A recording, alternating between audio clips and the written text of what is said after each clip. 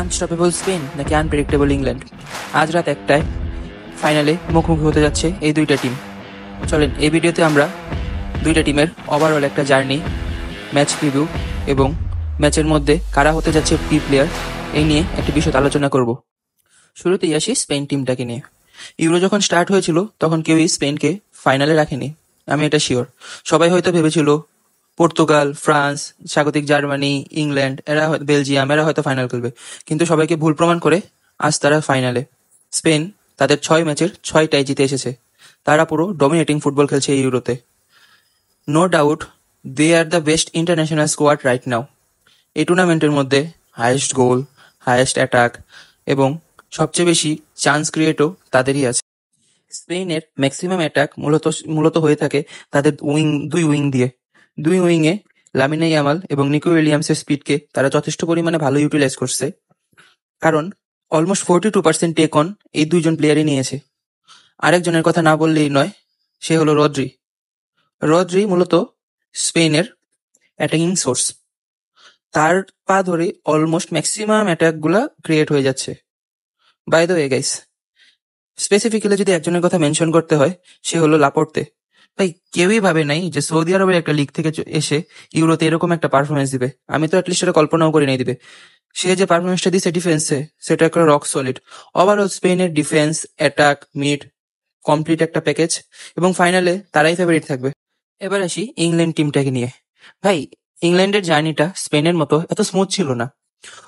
Almost প্রত্যেকটা ম্যাচেই তারা স্ট্রাগল করেছে। তারা যথেষ্ট পরিমাণে লাকি যে তারা আজকে ফাইনালে উঠে আসছে, কারণ তাদের ফাইনাল পর্যন্ত যাওয়ার পাথটা অনেক ইজিয়ার ছিল কম্পেয়ার টু স্পেন। স্পেনের চেয়ে ইংল্যান্ড একটা দিক থেকে এগিয়ে আছে, সেটা হচ্ছে এক্সপিরিয়েন্স। তাদের এক্সপিরিয়েন্স অনেক আছে, যেটা স্পেনের টিমটার মধ্যে নাই। আরেকটা দিক দিয়ে তারা একটু এগিয়ে থাকবে আমার মতে, সেটা হলো তাদের বেঞ্চ স্ট্রেংথ। ইংল্যান্ডের বেঞ্চ স্ট্রেংথ অনেক স্ট্রং, এবং বেঞ্চ থেকে আসা প্লেয়াররাও ম্যাচের মধ্যে অনেক ইম্প্যাক্ট ক্রিয়েট করছে, যা আমরা প্রিভিয়াস ম্যাচগুলোতে দেখে এসেছি। এটার একটা পারফেক্ট এক্সাম্পল হলো সেমিফাইনালে নেদারল্যান্ডের এগেনস্টে ম্যাচটি। দেখেন, ফাইনালে যদি ইংল্যান্ডকে ভালো খেলতে হয়, তাহলে অবশ্যই তাদেরকে অ্যাগ্রেসিভ হতে হবে। বিকজ স্পেন এর পাসিং গেম প্লে যদি একবার সেট হয়ে যায়, তাহলে it will be very difficult for them to control the match. কারণ একবার যদি তারা পাসিং গেম প্লেতে সেট হয়ে যায়, স্পেন টোটালি ম্যাচটা কন্ট্রোল করে ফেলবে। আর একবার যদি স্পেন ম্যাচটা কন্ট্রোল করে যায়, ইংল্যান্ডের পসিবলই না ম্যাচটাকে ওইখান থেকে বের করে নিয়ে আসা। ভাই, আজকে কেন্ডে জ্বলে উঠতে হবে যে করেই হোক না কেন, কারণ right now he is the joint top scorer in Europe. As a captain তার একটা বড় রোল প্লে করতে হবে স্পেনের ডিফেন্স লাইন আপটা ব্রেক করতে গেলে। আরেকজনের কথা বলতে হয়, সে হলো জুড বেলিংহাম। ভাই, এই ইউরোতে জুড বেলিংহাম তেমন একটা জ্বলে উঠতে পারে নাই as fan expected, but he is a big match player.